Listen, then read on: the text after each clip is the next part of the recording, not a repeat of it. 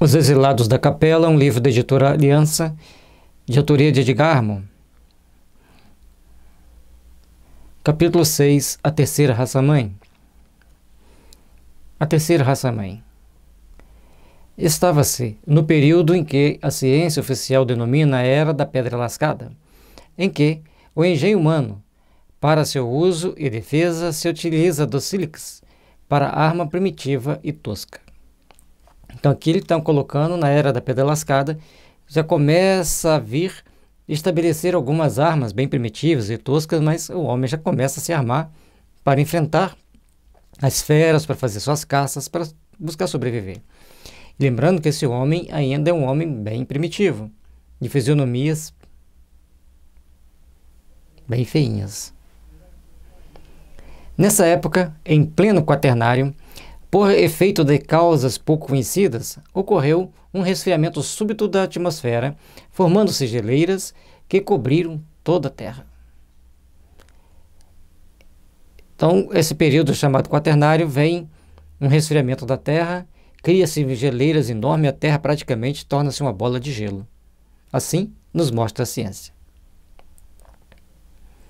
O homem, que mal ainda se adaptava ao ambiente planetário, temeroso e hostil, teve então seus sofrimentos agravados com a necessidade vital de defender-se do frio intenso que então sobreveio, cobrindo-se de peles de animais subjugados em lutas temerárias e desiguais, em que lançava a mão de armas rudimentares e insuficientes contra as feras e monstros terríveis que o rodeavam por toda parte. Então, imagine a luta que esses homens tinham, um frio intenso, e ainda tinham que lutar contra animais ferozes para buscar seu sustento, com armas pouco adaptadas às suas necessidades, mas era o que eles tinham que fazer essas lutas intensas, só que eles se organizaram. Nesse período já se organizavam para a caça e, nesse caso, conseguiam vencer relativamente fácil a batalha e ter a pele e a carne. A carne para se alimentarem e a pele para cobrir seus corpos, para poder se proteger do frio intenso. Foi então que seu instinto e as inspirações dos assistentes invisíveis o levaram à descoberta providencial do fogo, o novo e precioso elemento de vida e defesa que abriu à humanidade, torturada de então novos recursos de sobrevivência e de conforto. A partir do momento que ele descobre o fogo, ele começa então a ter uma arma preciosa e extremamente importante, porque, como ele dominava o fogo, os outros animais não dominavam com a tocha, ou faziam as pequenas fogueiras e já não eram atacados por esses animais ferozes. Entretanto, tempos mais tarde, a alternativa da evolução física do globo determinaram acentuado aquecimento geral, que provocou súbito degelo e terríveis inundações, fenômenos esses que, na tradição pré-histórica, ficou conhecido como o dilúvio universal, atribuído a um desvio do eixo do globo que se oblicou e provocado pela aproximação de um astro que determinou também a alteração de sua órbita, que se tornou então mais fechada. Aí, as deduções dos cientistas, algum corpo celeste passa pela Terra, muda-lhe o eixo e empurra para mais perto do Sol, então ela fica mais quente, começa o degelo e, além do degelo, vem esse sobreaquecimento e a Terra, então, várias regiões da Terra começam a passar por um grande dilúvio, por grandes inundações e também mudanças na estrutura continental. Mas o tempo transcorreu. Em sua inexorável marcha, o homem, a poder de sofrimentos indizíveis e penosíssimas experiências de toda a sorte, conseguiu superar as dificuldades dessa época tormentosa. Durante esse período, o homem vai passando por série de sofrimentos, não é sofrimento de ficar se batendo, não. Tentar se adaptar ao novo clima, tentar buscar abrigo, aperfeiçoar suas armas, se defender das feras, criar condições para uma vida condigna com a sua situação e aprimorando-se sempre com a ajuda do mundo invisível, através dos sonhos, das inspirações, das intuições, para que ele pudesse, então, começar a acelerar o processo evolutivo de si próprio, daquela tribo, daquela organização, e se aperfeiçoando. Acentuou-se, em consequência, o progresso da vida humana no orbe, surgindo as primeiras tribos de gerações mais aperfeiçoadas que formaram a humanidade da terceira raça-mãe, compostas de homens de porte agigantado, cabeça mais bem conformada e mais ereta, braços mais curtos e pernas mais longas, que caminhavam com mais aprumo e segurança, em cujos olhos se vislumbravam mais acentuados lampejos de entendimento. Aí você vai vendo que vai tendo uma transformação física, os homens vão passando por um conjunto de situações para se adaptarem fisicamente e para receberem espíritos mais evoluídos. Os braços deixam de ser tão alongados, as pernas ficam também mais... Os braços encurtam e as pernas esticam. É um detalhe importante, a cabeça começa a ficar mais ereta e mais conformada à situação da necessidade do processo evolutivo, do crescimento evolutivo dos seres. E a expressão dos olhos já tinha algo de mais sofisticado, já tinha um entendimento maior. Nasceram principalmente na Lemúria e na Ásia, e suas características etnográficas, mormente, no que respeita à cor da pele, cabelos e afeições do rosto, variam muito, segundo a alimentação, os costumes e o ambiente físico das regiões em que habitavam. Então, essa terceira raça-mãe, segundo o relato deles, já surge na Ásia e na região chamada na época de Lemúria. E eles têm uma característica de acordo com os costumes, com os alimentos que eles tinham e com a temperatura do ambiente também. Eram nômades, mantinham-se em lutas constantes entre si e mais que nunca predominavam entre eles a força e a violência, a lei do mais forte prevalecendo para a solução de todos os casos, problemas ou divergências que entre eles surgiam. Então, aqui prevalece a força, prevalece a animalidade ainda, e começava a lutar entre uma tribo e outra, e até mesmo dentro da tribo disputava os poderes para ver quem liderava. Até hoje a gente vê entre os animais que sempre tem aquele alfa que domina o grupo, que é o líder do grupo. Os outros vão sendo mais ou menos subordinados a eles. O processo evolutivo dos seres leva a entender que os homens também, no seu período, começam a ter aqueles que começavam a se destacar para ser o líder. Depois, em cada tribo, foram adequando as regras para haver menos morte, para haver menos brigas entre eles.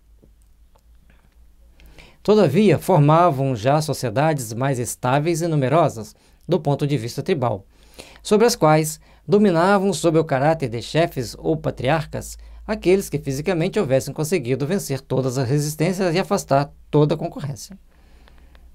O mais forte é que domina, é a força que predomina, e também a inteligência, porque tinha alguns que, pelo treinamento que recebiam no plano espiritual, iam pela astúcia, pela malandragem, pelo jeito, pelo aperfeiçoamento das técnicas de luta, vencendo, apesar de não ser o mais forte, porque eles tinham que colocar alguém com mais capacidade intelectiva para impulsionar o progresso. Lembrando que sempre a evolução se dá em dois mundos. Aqui no livro não aborda muito esse caso, é apenas algumas partes que ele cita, mas a evolução em todas as épocas, em todas as situações, em dois mundos. Muitas das tecnologias que os cientistas trazem para a Terra é em desdobramento durante o sono, que eles vão conversar com os espíritos e passam a tecnologia para eles. E aí vem a teoria de que foram os extraterrestres. Sim, extraterrestres. São seres que vivem fora da superfície da Terra. Mas são espíritos que já viveram aqui com a gente e no plano espiritual eles estudam. Entendendo que a Terra já teve civilizações bem mais avançadas, a tecnologia lá no mundo espiritual é muito, muito mais avançada do que a que nós temos aqui. Só que, para trazer para cá, tem um controle de épocas em épocas, é que eles vão passando. Vai sendo autorizado a passar. E quem autoriza são espíritos superiores, que falam agora pode passar essa tecnologia. Do ponto de vista espiritual ou religioso, essas tribos eram ainda absolutamente ignorantes e já, de alguma forma, fetichistas, pois adoravam por temor ou superstição instintiva fenômenos que não compreendiam e imagens grotescas, representativas tanto de suas próprias paixões e impulsos nativos, como de forças maléficas ou benéficas que ao seu redor se manifestavam perturbadoramente. A partir do momento, o instinto religioso sempre vem e começa-se a cultuar alguma coisa que era mais sobrenatural, que era mais forte do que eles não conseguiam dominar. Então, em todas as épocas da humanidade, vai sempre estar existindo essas preponderâncias, essas tendências a se construir, a se estabelecer padrões e entendimentos relativos àquilo que se tem e àquilo que se vê. E todos vão procurando, então, construir e edificar em seu mundo íntimo aquilo que eles acham inerentes e interessantes para o seu progresso, para o seu crescimento, para o seu despertar espiritual. É importante entendermos isso para compreendermos a extensão das nossas responsabilidades frente às leis divinas, frente aos compromissos que temos perante a humanidade. Todos nós temos o nosso compromisso, todos nós temos a nossa responsabilidade e devemos, portanto, agir de forma condizente com aquilo que nós temos que fazer. Naquela época, as informações eram passadas, por exemplo, a partir do momento que eles aprenderam a afiar, usar uma pedra para cortar uma árvore e afiar a ponta da árvore, já é uma grande conquista. Em um dado momento que eles conseguiram derreter uma barra de ferro e fazer uma lâmina, foi uma outra conquista maior ainda, assim como o fogo foi uma grande conquista para a humanidade. Isso ao longo de tempos. E interessante é que os cientistas que procuram estudar a evolução da vida na Terra chegam a essas conclusões de uma forma maravilhosa. Da mesma forma, comunicação de João Evangelista, a que já nos referimos, transcrevemos aqui mais os seguintes evocativos períodos. Depois do primeiro dia da humanidade, o corpo do homem aparece menos feio, menos repugnante à contemplação de minha alma. E João acompanhou o processo evolutivo da raça humana na Terra. É um espírito muito antigo e de uma evolução que nós não conseguimos dimensionar. Sua fronte começa a debuxar-se na parte superior do rosto quando o vento açoita e levanta as ásperas melenas que a cobrem. Então, a testa já começa a ficar mais alta e melenas e os cabelos. Então, já começa a balançar os cabelos, já mostra que ele tem uma testa mais ampla, uma testa mais bem formada para o desenvolvimento da inteligência. Os seus olhos são mais vivos e transparentes, e seu nariz é mais afilado e levantado e sua boca é menos proeminente. Então, em vez daquela boca proeminente, tal qual um símio, ele já tem uma boca mais conformada no rosto, o nariz já é mais afilado e já começa a apresentar características mais humanoides. Seus braços são menos longos e esquálidos, suas carnes menos secas, suas mãos menos volumosas e, com dedos mais prolongados, os ossos do esqueleto mais arredondados, mais bem dispostos aos movimentos das articulações, maior elasticidade existe nos músculos e mais transparência na pele que cobre o seu corpo, todo o corpo. Então, ele começa a ter mais conformidade, começa a ter mais músculo, ter um esqueleto mais apropriado à nova fase evolutiva, para adquirindo conformidade com o mundo com o homem que hoje nós vemos. Mas isso é um trabalho de milênios.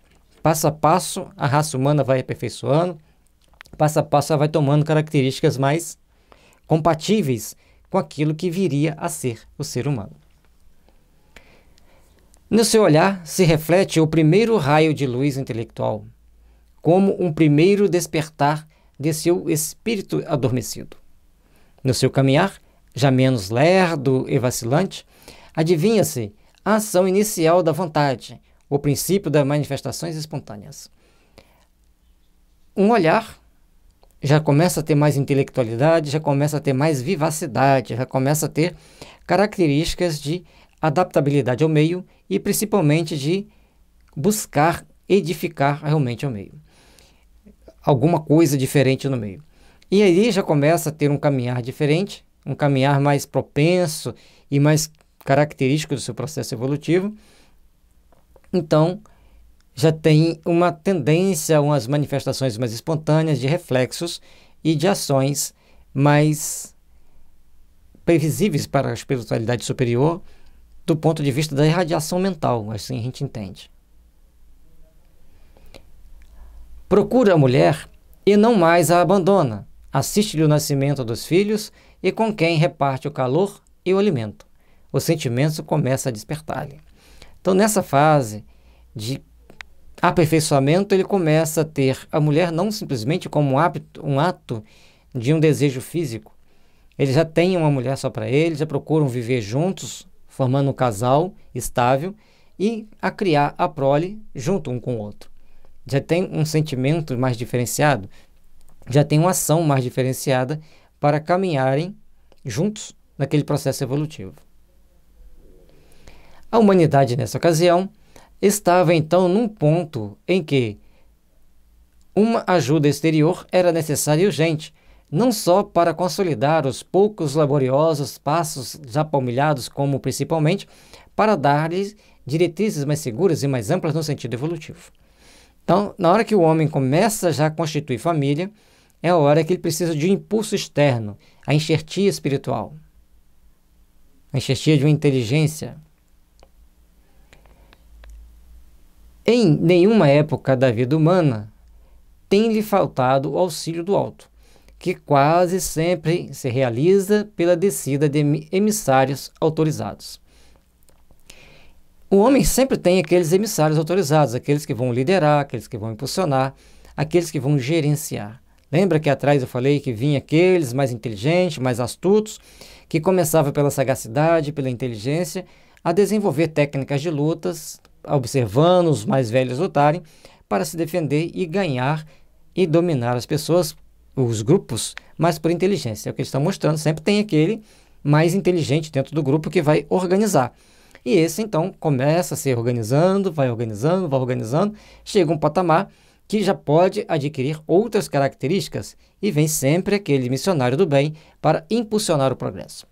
O problema da Terra, porém, naqueles tempos, exigia para sua solução medidas mais amplas e mais completas que, aliás, não tardaram a ser tomada pelas entidades espirituais responsáveis pelo progresso planetário, como veremos a seguida. Então, aqueles espíritos que eram responsáveis pela evolução do planeta, eles começam a tomar ações, começam a tomar atitudes que vão impulsionar o progresso da humanidade, que vão impulsionar o progresso daqueles espíritos que estão na Terra, encarnados, com enxertia que vem de fora, de inteligências, para dar aquele impulso, tanto no aperfeiçoamento físico, como no desenvolvimento intelectual da raça. E assim, a gente vai vendo que etapa a etapa a vida humana vai surgindo na Terra, de etapa em etapa ela vai se aperfeiçoando, vai se aprimorando, e todos vão galgando passos importantes para o processo evolutivo de cada um, para o processo de estabelecimento da paz e da luz em seus corações.